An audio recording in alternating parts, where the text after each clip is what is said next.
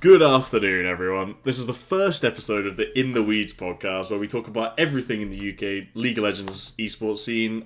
I'm your host, Water, the handsome hand-drawn water drop, and today we'll be talking to Amalia about their tenure in the UK scene and a little bit about who they are.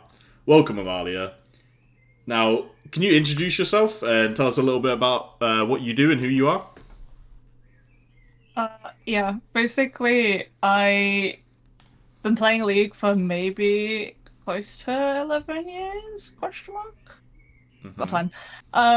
I've been in the UK scene for, I'd say, probably combined on and off about 2, 3 years.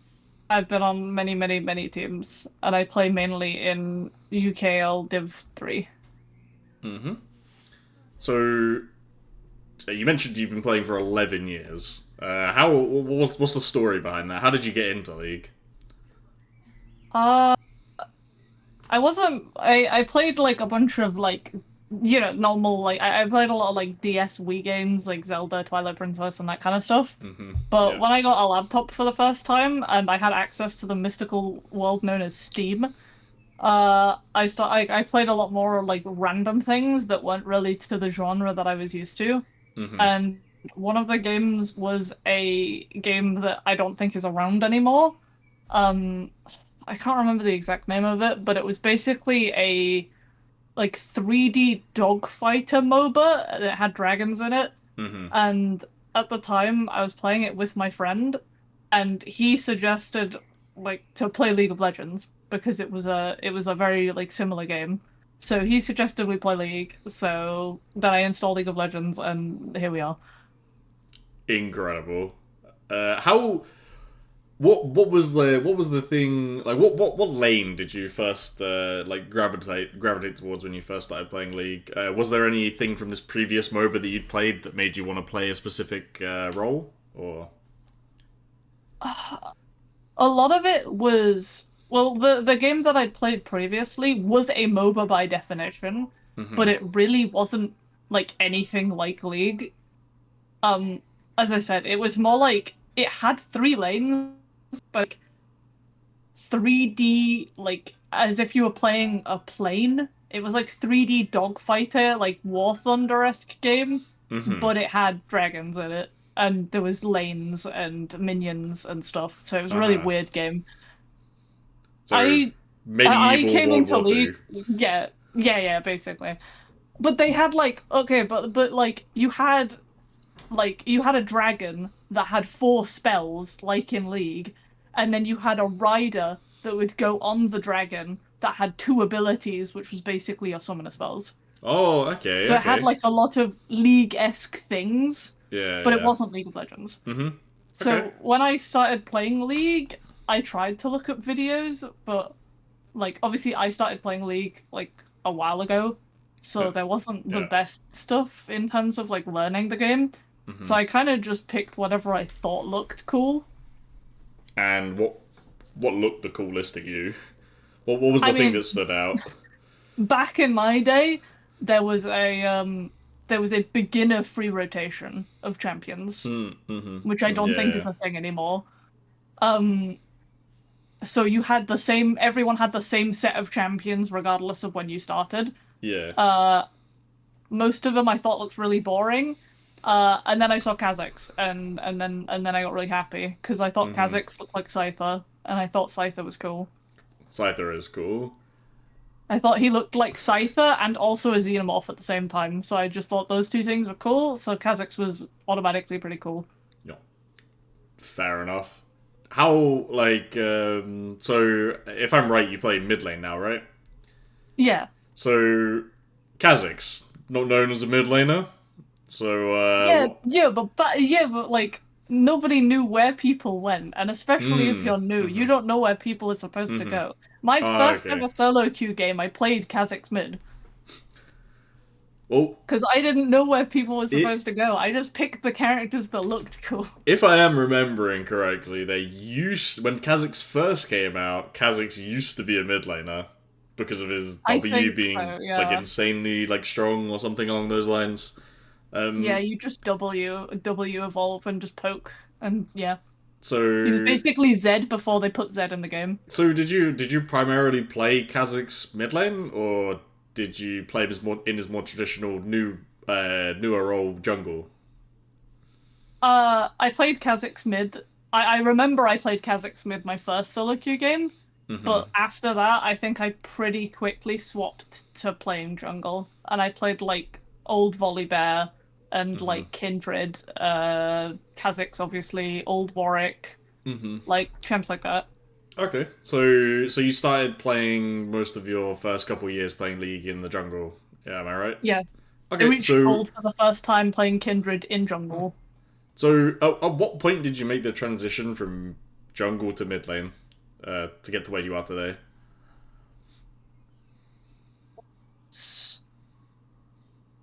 I played jungle for a while. I think it was like D5 at the time because that was a thing. Mm-hmm. Um, Good old I D5. was like D5 jungle, and I wanted to play on a team because I just thought that was a really cool idea. Mm-hmm. But basically, the team didn't need a jungler, and they needed a mid laner. So basically, they asked if I'd be willing to play mid instead, Mm-hmm. and then yep, and now I'm here. And now you just kind of stayed there. And now I'm Do here. I kind of stayed do there. you enjoy playing mid lane more than jungle, or is there some part of you that thinks jungle is more enjoyable than mid? No, okay. My issue is I don't like jungle as a role. I just like the characters that are in jungle. Mm-hmm. Mm-hmm. Oh, fair enough. I don't think many people can hack jungle properly. It is a very taxing role. It's a mentally taxing Yeah, role, and yeah. I hate it. So previously, you did just mention a couple minutes ago about DS games. Now, that's not something I can skip out on. What DS games did you play when you were younger? I mean, my first ever video game ever, period, was the new Super Mario Bros. DS game. Mm-hmm. That was like my first ever experience with a video game, like ever. Okay. I played most of the Sonic games on DS. Mm-hmm. Soundtracks are obviously amazing. Bangers, yeah. I played a really, a my little underrated gem, were two games called Spectrobes. Mm-hmm. I've never heard of these, Um, but yeah, it, no, nobody has. I yeah. don't think I've spoken to a single person that knows what Spectrobes is. Do you want to explain a little bit what they're about, or? Okay, basically, think of it as like more mature Pokemon. You played as like a person, you were like a space like police officer basically, Mm-hmm. and you'd dig up fossils and you'd revive the fossils into like monsters that would like fight with you. And you'd fight like evil shadow versions of the monsters because evil people were like corrupting them.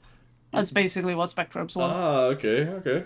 I mean, that does sound pretty cool. It sounds a lot like the Pokemon game. I forgot the name of it, where you have you're the guy fighting like the shadow Pokemon with Oh, Umbreon and XD. yeah, yeah, yeah.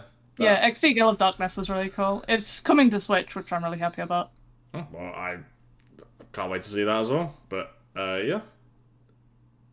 So back to the present. What's going on right now? What are you up to right now within I'm currently League? playing on a UKL Div 3 team. Mm-hmm. We tried to get into Div 2 and like just about missed it, but we are going into OQ to try again basically. Okay, and if I'm right, you competed in Div 3 last bit as well Yeah. with this same team. How did that go? I'm not gonna say it was jungle div, but it was kind of jungle div. Hmm. It's always jungle diff. It's always jungle diff. Exactly. That's why I don't play jungle because it's just always jungle div. So along the lines of so you're competing the OQs again to get into Div 2. What is your Yeah, motivation to get I don't into think the Div 3 is the thing anymore. yeah? What is your motivation to get into the UK scene? Like through that. Um. Well, at the start it was more like I don't really care. I just wanted to play competitive because I just enjoy playing competitive, and I Yep. didn't really care like where it was. I just enjoy playing. Mm-hmm. Um, but the more like I talk to like teammates and stuff about it, the more I was kind of like, yeah, it is kind of cool that we're playing in like a Riot official kind of league thing, and like it's for the UK, which is like, or like, you know, the UK scene, which was really cool. Yep, my region, my region. Yeah, exactly. Like my home So, turf, you know? so do you think that the fact that the it being your like home region gives you extra motivation or extra passion towards like these leagues? I think so. Yeah. I think as I said, I think I didn't really care about it before until I like heard the passion that other people had, and it kind of made me be like, oh yeah, yeah, right. It's kind of infectious. It kind of is cool. So you're very motivated by the community as a large to get involved in this. Yeah. Okay, that's good. Now, what have like going back to your team, right? You said about our last split being jungle diff. How are the environments as a whole in all the teams you've been in like previously? Not excluding any that have been outside of the UK, but just what has the team environment been like, and is there any like anything you want to say about that? I think most of my teams have been fine for the most part. Mm-hmm. A lot of them have kind of just been like when teams and just things in general are in like lower priority kind of environments, like we're not like, you know, we're not like NLC, we're not like Div 1 UKL, like it's not like Yeah. the big leagues where people like give a damn. Mm-hmm. So a lot of the teams I've been on have kind of just like crumbled after a while, and that kind of sucks.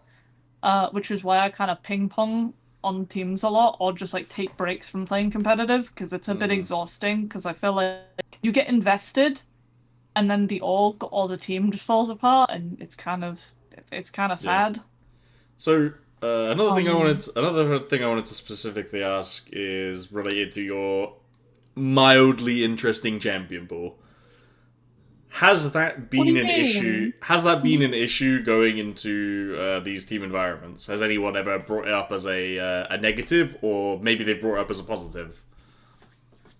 I mean, I I have always made it incredibly obvious from the get-go that there are things that like if a team wants me to play, they're just going to have to accept it, like unfortunately. And if that's a deal breaker for them, then it's a deal breaker. Like I will go into teams like when they try to like recruit me, and I just kind of have to say and be like, look, like I'm a woman. If anybody in the org or the team has an issue with that, then clearly I'm not like a good fit because Mm-hmm. like that's not gonna change. So Oh, yeah, yeah. I can't really do anything about that. And like I'm not just gonna be that player that sits there and plays Oriana Galio Syndra every game and is a like that's just not how I play the game, unfortunately. So you touched on people treating you different because you are a female, right? Would Yeah. you say that that is more of a barrier or less of a barrier than your champion pool? For anyone who doesn't know what Amalia's champion pool is, if you want to enlighten us as to what your amazing champion pool is. What I only play the really normal champs of Ari. Uh, to be fair, I think even the like quote unquote normal champions that I play, besides really Ari, are like off meta in terms of competitive play. Mm-hmm. It like stuff like Fizz and kind of like ASOL. It's like Mm-hmm. nobody plays these champs in like competitive. Like so Is there I've it? had times where people react more strongly to me picking Fizz than me picking Warwick. Mm-hmm. So you mentioned Warwick. What's up with that? The Warwick mid. How do people react to that when you're in these kind of environments? I mean, obviously there's a lot of negativity. Um, Mm-hmm. it's kind of a situation where I feel like um if I pick it and we don't win, not even if I don't do well, if I pick it and we don't win, then it's obviously going to be the Warwick mid's fault. So And like if we just pick something normal, then we would have won, kind of deal. does that make you think that then people discriminate against this pick just because it doesn't give, or maybe it doesn't have perceived results, or like they're very results based? So, for example, you don't see this done in any higher leagues, right? So, Yeah. do you think that these people seeing like Oriana, Galio, these kind of champions being picked all the time in pro play, do you think that this has an effect on maybe coaches and other teammates and their attitude towards these picks? 100%. I have this thing where I genuinely believe that there are so many more picks, not even like off meta. I'm not saying that like, supports need to start picking friggin' Kazakhs, like, like I'm not saying that, but I think there are so many more openings for interesting things to be played, but people in pro play just don't want to play it because they're so like it's so down in their brains of like we must just play what is like known to work. Because if they play what is like quote unquote meta and what is like proven to work, then it's like they can work on that as a team and it's a team problem or like an individual like thingy problem, not the champion's problem. But if they pick anything outside of the norm, then it's like, oh, this is just a champion problem. Okay. So okay, would you say this is the biggest challenge that you have faced being trying to get into the amateur competitive scene? I'd say so. I mean, I've had like I have straight up had teams reject me purely just because I'm a woman. And they just said that like that just won't work for them. Do you think there is a underlying reason behind that, or do you think it's just not a thing that everyone does, but do you think it's just something that's been ingrained in their heads? For so many years of like you don't really see a lot of female amateur players at the highest level, right? So do you think maybe that has an effect? I feel like the issue. I feel like the awkwardness is, at least for me, I don't really know that much about like the super in-depth thing of pro play, but I feel like for me, it's either people see it as either you're not playing competitive or you're on an all-female team. Those just kind of feel like the only two options I see. Yeah. Like I have never seen just like a woman on a team. Okay. Like it's always either a full female team or it's like no women at all. So talking about these all female teams, is this like what is your opinion on these? I'm an all female team one time, and I don't think I'd do it again. Can you give me like what was your experience like on that all female team, and was there any positives I can't really still? say it. Or? Oh no, it was fun, and like a couple of the girls were like really nice. Like don't get me wrong, but there was just like, and I'm not gonna blame this on it was because they were women or like it's because it's an all female team they were like this. I would have said this regardless if it was a male team or like whatever, but there was like a lot of issues with like I don't know if mental is the right word, but like there was a lot of issues with like if anything went wrong in games, like they just want to FF and give up or like start like soft inting the game because they just thought it was over, which like really really tilts me. Do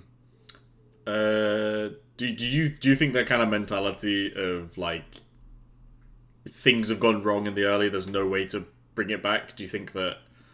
I mean, this happens a lot in solo queue, right? With like the FF mentality of we've died twice, time to give up. You know. Do you think that mentality harms these kind of amateur level teams? I mean, yeah, I just think, like, personally, I'm just, like, heavily against, like, forfeiting anything, like, game-wise, because I just think there's no point. So, like, people aren't perfect, people throw. Yeah. So regardless of the state of the game, you would always just stick it out to the end and... Yeah. Okay. I mean, that is obviously respectable. I think more people should be like that. Um, so okay, going a little bit outside of the amateur scene now. What do you do outside of the amateur scene? What's your daily life like? Uh, I do artwork, like I draw, and I stream. Okay, so what kind of artwork are we talking about here? What do you do? Do you do it like Uh, for money, or do you do it for just leisure? I kind of both. Like I'll do commissions when I get them, but Mm-hmm. a lot of the time I'm just drawing for myself because Oh, I okay. just enjoy it. Yeah. Okay, that's cool.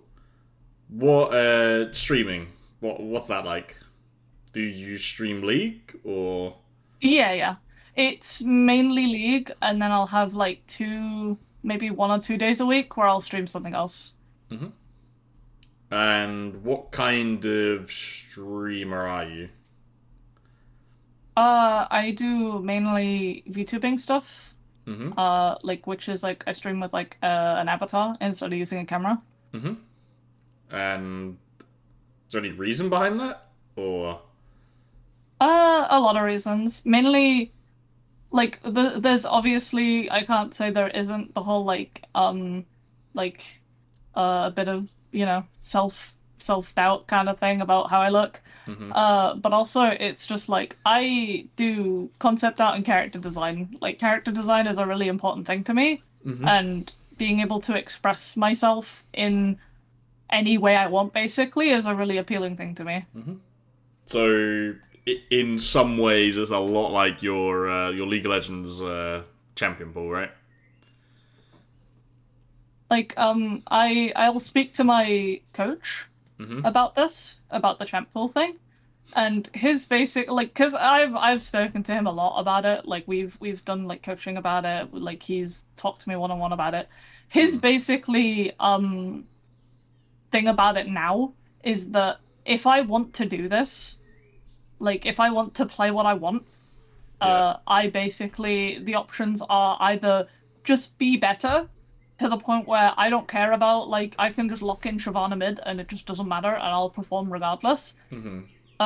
Or I have to like not be either I get good enough to the point where I can play what I want, or Yeah. I'm not and I have to play normal stuff, I mean, fair enough. which is a big motivator for me, basically.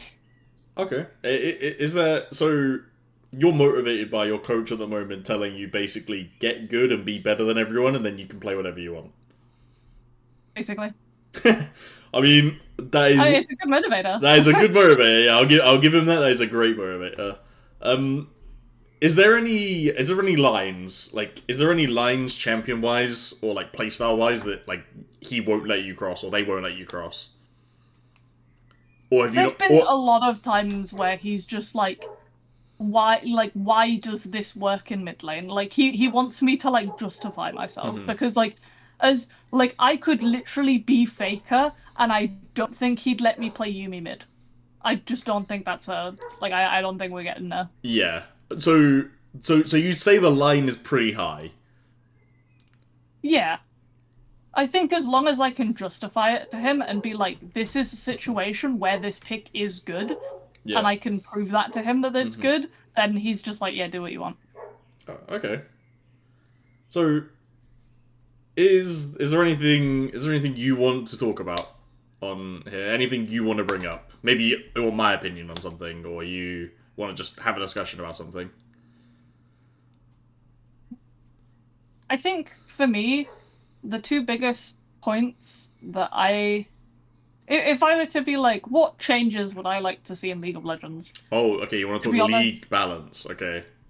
no. It's more like the community Mm-hmm. in terms of like, I really just wish that like this whole like mentality of like just like give up. I wish just wasn't in the game. So, Um, are you for removing FF or? Kinda.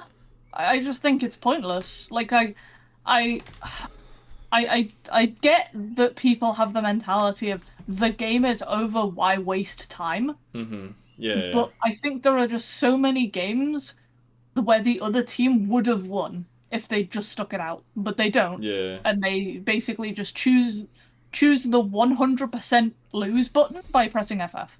Okay. I think that makes a lot of sense, and I think most of the time that can be true.